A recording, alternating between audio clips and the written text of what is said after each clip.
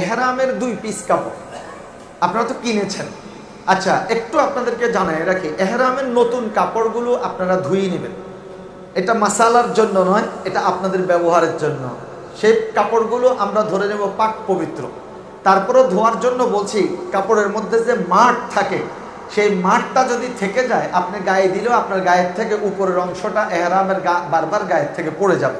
সেই জন্য আপনি আপনার এহরামের কাপড়টা ধুয়ে পরিষ্কার করে দেবেন, তবে কোনো নীল দেবেন না। নীল আপনি দেবেন না, ধুয়ে নিলে কাপড়টা অনেকটা সফট হয়ে যাবে। এর মধ্যে 2 টুকরা কাপড়, একটা কাপড় হবে শর্ট ছোট, আরেকটা কাপড় হবে বড়। বড় কাপড়টা আপনি গায়ে দিবেন, আর ছোট কাপড়টা আপনি পরিধান করবেন। আমি আপনাদেরকে একটু দেখাই দিচ্ছি, স্ক্রিনে দেখা যায় নাকি জানি না, যায়, আপনারা একটু খেয়াল করবেন। এই আমরা কাপড়টা ধরলাম,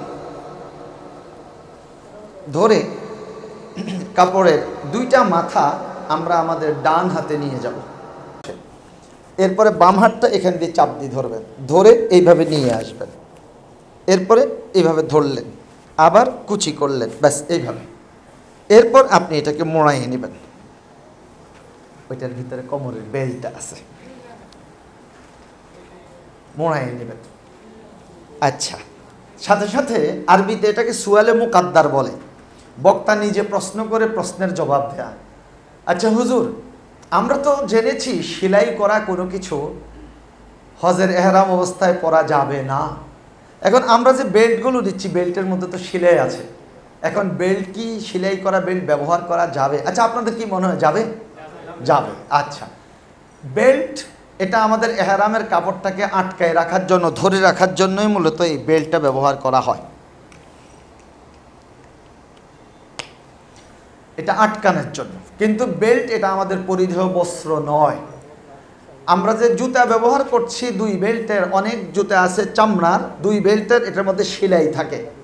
অনেকে প্রশ্ন করেন, সেলাই করা চামড়ার 2 বেল্টের জুতা কি পায়ে দিতে পারবো? এটাতে তো সেলাই আছে।